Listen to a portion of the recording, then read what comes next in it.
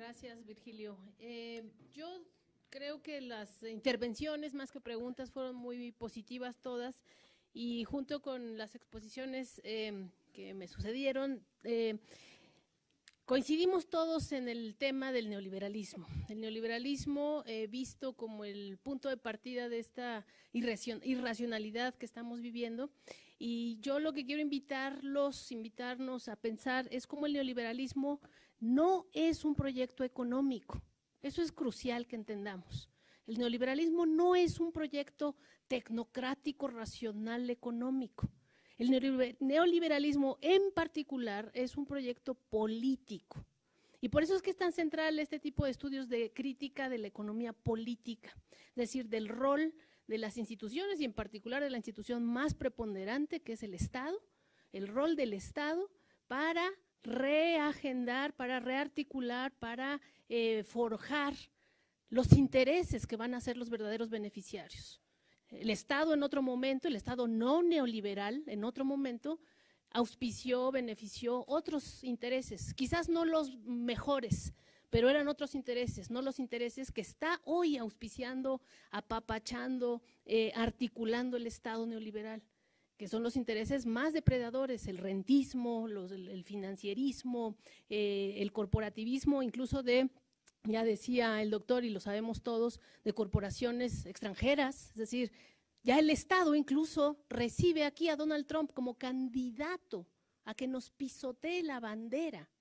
O sea, es un Estado neoliberal indigno, un Estado neoliberal que está obviamente no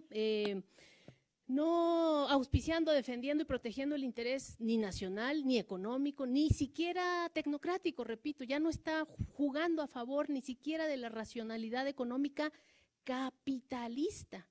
Y eso es muy importante en relación con lo que decía el señor que habla de esta idea del trabajo como derecho humano y no como mercancía. Porque evidentemente hoy es una quimera ver al trabajo como un derecho humano, como una concepción moral y de derecho fundamental, es una quimera.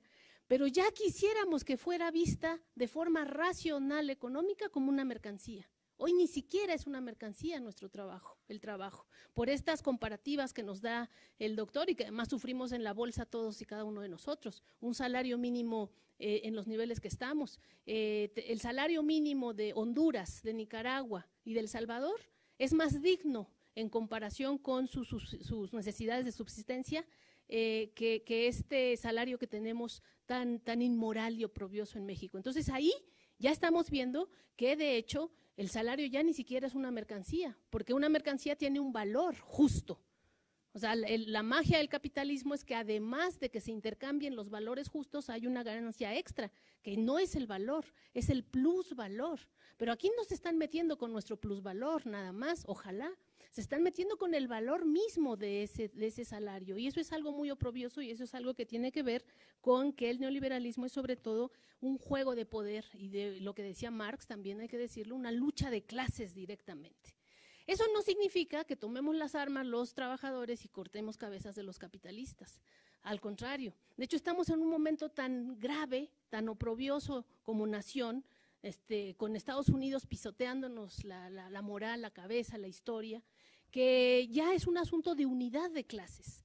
Y por eso es que es tan importante lo que ustedes también todos señalaron de qué va a pasar si no ganamos, y no como Morena, como López Obrador, como una ideología, sino como mexicanos. ¿Qué va a pasar si estos que siguen abriéndole la puerta a los que vienen a humillarnos y a arrebatarnos y a quitarnos la dignidad del salario, la dignidad de la subsistencia, qué va a pasar si nos lo vuelven a hacer como lo hicieron en el Estado de México, como lo hicieron en Coahuila, como lo hacen día a día a través de la cooptación de sindicatos, de la cooptación? ¿Qué va a pasar?